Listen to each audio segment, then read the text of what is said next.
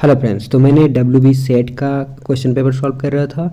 तो वहाँ पर ये टॉपिक हमको मिला कि एक क्वेश्चन मिला था एक्चुअली कि Mumford's theory of origin of towns, मतलब ये जो भी है मामफोर्ड ने जो अर्बन टाउन के ओरिजिन का थ्योरी दिया है उसके बेस पर। ठीक है, तो इसको हम देखेंगे। और इसके लिए मेरे को लगा कि यार ये जो अनअकैडमी का जो भी है मैम मोइत्री मलिक, इन्होंने ये शायद किसी वेबसाइट पर अपलोड किया था या जो भी वहाँ से मेरे को मिला, तो मैं इस वीडियो को थोड़ा पढ़ना चाहूँगा। और आई होप कि अगर इस वीडियो आप देख रहे हो तो आपको भी कुछ थोड़ा फ़ायदा होगा। ठीक है, तो चलिए स्टार्ट करते हैं। सो देखो, theories of origin of towns यहाँ पर क्या दिखा रहे हैं, 1 2 3, मतलब क्या, development of the concepts of origin of towns and cities. तो पहले हेनरी पिरेन ने दिया था, अच्छा ऐसा कुछ होगा शायद। देन चाइल्ड्स ने दिया, मम्फर्ड ने दिया। तो ये तीनों व्यक्ति ने अर्बन ओरिजिन के ऊपर थ्योरीज दिए होंगे शायद, आगे जाकर हमको ये पता चलेगा। तो 3 नाम आप याद रखिएगा, मम्फोर्ड, चाइल्ड एंड हेनरी पिरेन। ठीक है, ओके। तो देखते हैं अर्बन इम्प्लोशन ऑफ लेविस मम्फोर्ड। तो इसका थ्योरी का नाम बोल रहे हैं कि अर्बन इम्प्लोशन। तो इम्प्लोशन का मीनिंग क्या है आप देख लीजिए, मैं भी देख लेता हूँ, फिर मैं आपको बताता हूँ। तो क्या आपने मीनिंग चेक किया? तो इम्प्लोशन का मतलब क्या समझ में है आपको? तो इम्प्लोजन मतलब क्या बोल रहे हैं कि ये ऑपोजिट ऑफ एक्सप्लोजन है। ठीक है, तो ऑपोजिट ऑफ एक्सप्लोजन मतलब क्या? एक्सप्लोजन में सारी चीज़ें बिखर जाते हैं और इम्प्लोजन में फिर क्या होगा? तो इट्स अ प्रोसेस वेयर, कुछ ऐसे करके लिखा था कि वेयर दी थिंग्स क्या देखा मैंने, यही था। देखो, बोल रहे कि हर objects collapse on themselves. ठीक है, और एक्सप्लोजन में क्या होती है कि, तो चीज़ें बेसिकली कुछ ज़्यादा समझ में नहीं आया। तो ये क्या बोलना चाहता है ये मीनिंग? ठीक है, हम आगे पढ़ते हैं और किस कॉन्टेक्स्ट में इसको यूज़ किया गया है वो हम समझ लेते हैं, तो शायद समझ में आ जाएगा। तो देखिए, Lewis Mumford was an American historian sociologist, जो भी, तो हमको कोई काम का नहीं है। Particularly noted for study of cities and urban architecture, he had a broad career as a writer. Mumford was influenced by work of Scottish theorist sir Patrick Geddes and worked closely with his associate the British sociologist Victor Branford. तो ये सब तो ठीक है, चलो। तो इन्होंने क्या है, देखो, the city in history, its origin, its transformation and its prospects is 1961 national book award winner by American historian Lewis Mumford. Technics and civilisation, ये क्या होगा टेक्निक्स एंड सिविलाइजेशन मतलब? ओके, तो इन्होंने जो बुक लिखा था उसका बुक का नाम है द सिटी इन हिस्ट्री। तो याद रखिएगा, यूजीसी नेट की पॉइंट ऑफ व्यू से ये बहुत इंपॉर्टेंट हो सकता है। द सिटी इन हिस्ट्री ये लेविस मम्फोर्ड ने लिखा था, its origin, its transformation and its prospects. Okay, it's the first book in Mumford's 4 volume renewal of life series, followed by the culture of cities, the condition of man and the conduct of life. अच्छा, तो इन्होंने first book था the city in history, then उसके बाद और भी 3 लिखे थे, 4 volume renewal of life series. अच्छा, 4 volume renewal of life series, यानी बाद में कुछ और भी वॉल्यूम निकाले थे या फिर बुक निकाले थे। तो वो क्या था कि the culture of cities, the condition of man, the conduct of life. तो याद रखिएगा, ये सारे बुक के नाम यूजीसी नेट की पॉइंट ऑफ व्यू से इंपॉर्टेंट है। The city in history, then the culture of cities, the condition of man, ठीक है, देन कंडक्ट ऑफ लाइफ। तो हमने पढ़ा हिस्ट्री मतलब हिस्ट्री पहले, देन आपका जो भी है कल्चर, देन आपका कंडीशन, देन आपका कंडक्ट। ठीक है, तो ऐसे करके भी आप याद रख सकते हो। बाय द वे, ये इसका बुक का नाम है। अब देखो, origin of towns, urban implosion, containers, heterogeneity, complexity, vocational ability, communication.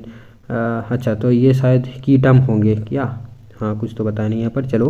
Then urban implosion, the city began as a result of the special implosion caused by 2 prehistoric cultures pulled together into a tense union. अच्छा, तो देखो यहाँ पर image में जैसे दिखाया गया, तो एक्सप्रेशन के उल्टा, एक्सप्रेशन में क्या होता है, चीज़ें एक सेंटर से बाहर की तरफ चले जाते हैं एक्सप्लोशन में, है ना। और इम्प्लोशन का ये देखो, बाहर से लोग एक सेंटर में इकट्ठा हो रहा है, जिसको इम्प्लोशन नाम दिया गया।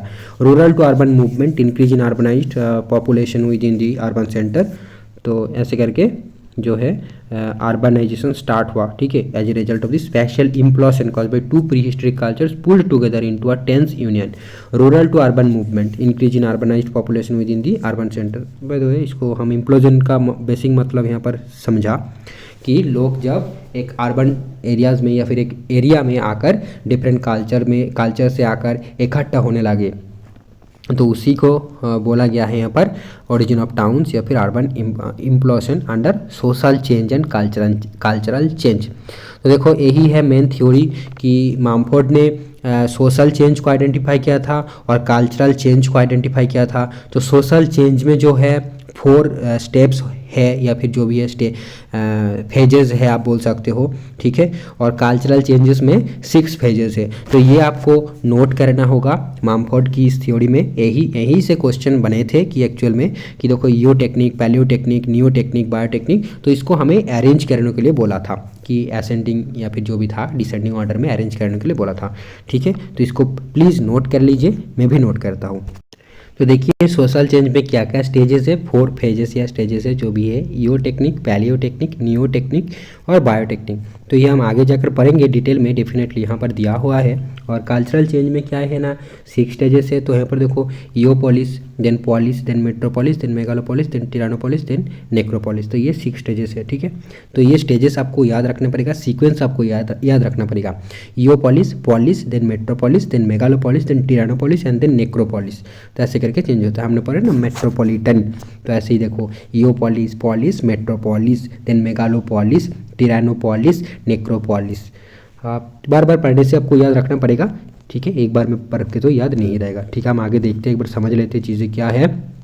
तो देखो सोशल चेंज वही बात किया जा रहा है, अच्छी बात है। तो Mumford divides the development of technology into 3 overlapping phases, eotechnic, paleotechnic and neotechnic. Okay, so इन्होंने क्या था, ये टेक्नोलॉजिकल सोशल चेंज जो था यहाँ पर टेक्नोलॉजी पे ऊपर जोर दिया था, है ना। तो द ईओ टेक्निक यहाँ पर क्या बोला जा रहा है कि the first phase of technically civilised life begins the development of capitalism AD 1000 to 1800। तो यहाँ पर देखो कैपिटलिज्म के स्टार्ट्स हो रहा है ईओ टेक्निक में। The clock is the most important prototype for all other machines.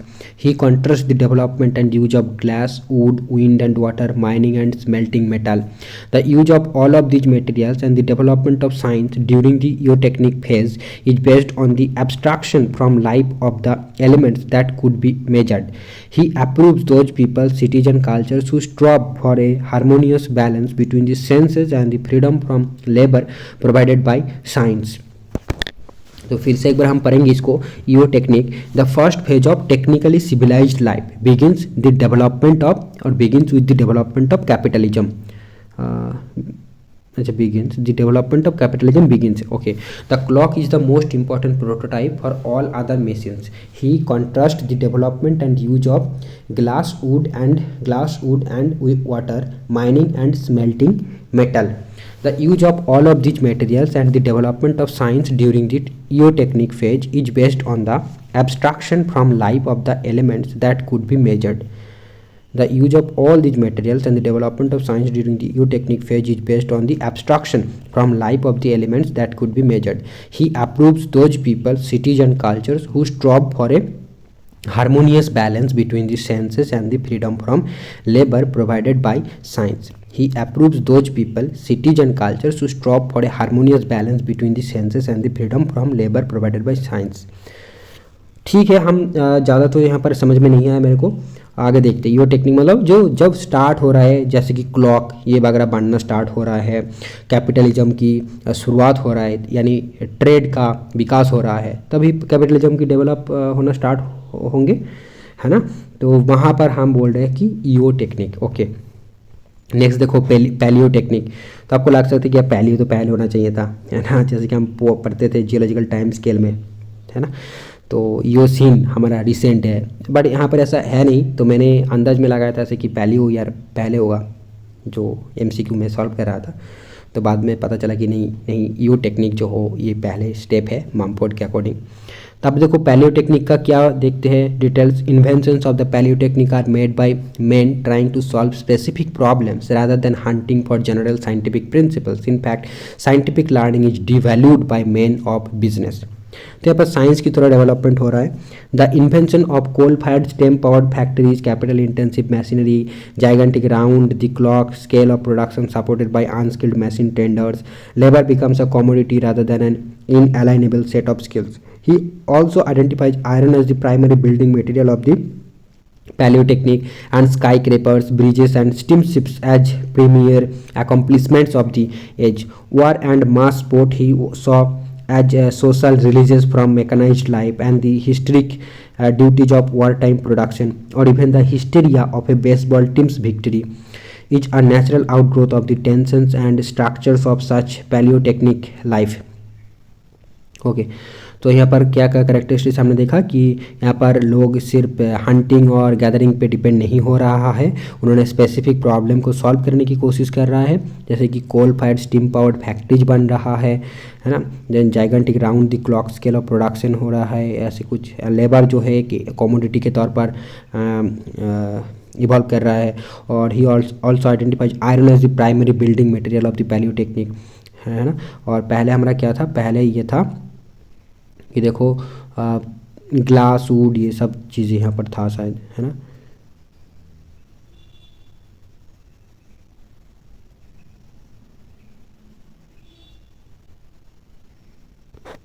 ठीक है, तो ये पैलियोटेक्निक है और हम देखते हैं आगे जाकर।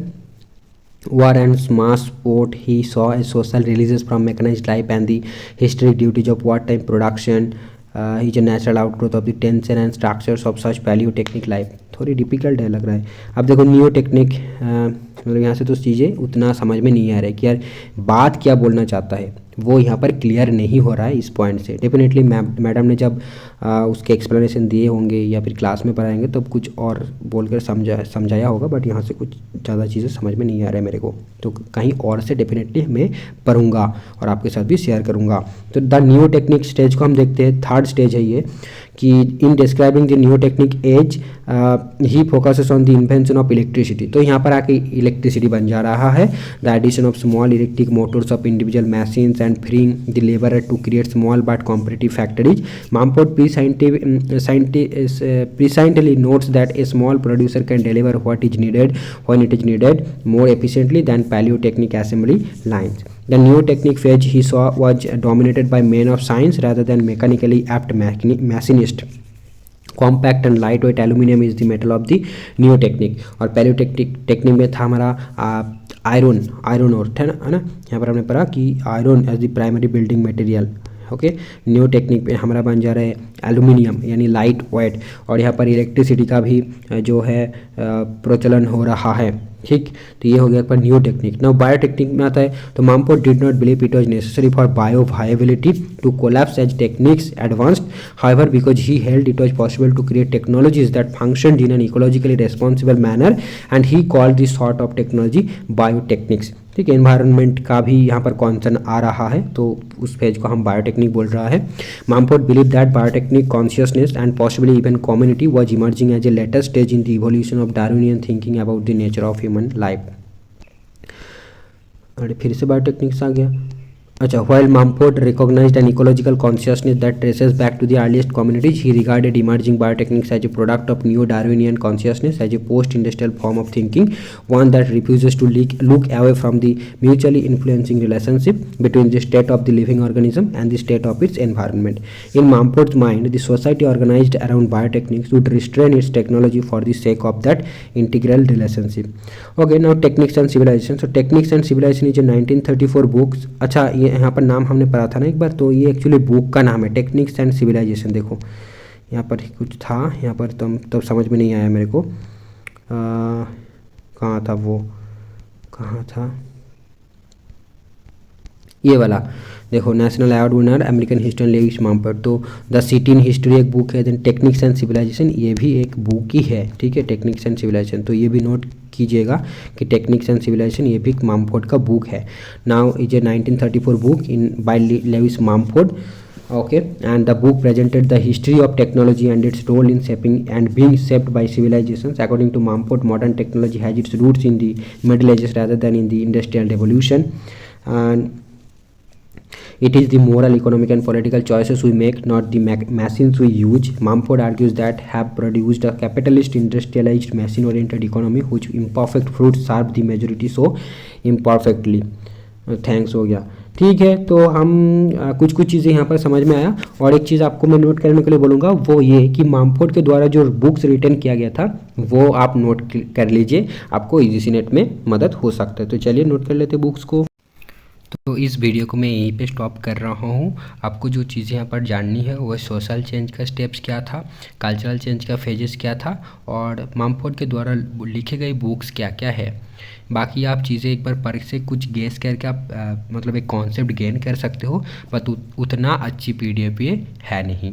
तो मैं डेफिनेटली सर्च करूँगा और अगर कुछ मिल गए तो आपको मैं शेयर डेफिनेटली करने वाला। और ऐसे आप तो वीडियोस सर्च करोगे तो बहुत कुछ मिल जाएगा मामफोर्ड की ये थ्योरी पर। मैंने देख रहा था तो मिला था मेरे को, ठीक है। और मेरे को जो भी कुछ अगर एक्स्ट्रा कुछ मिला तो डेफिनेटली मैं आपके साथ शेयर करूँगा। Thank you friends.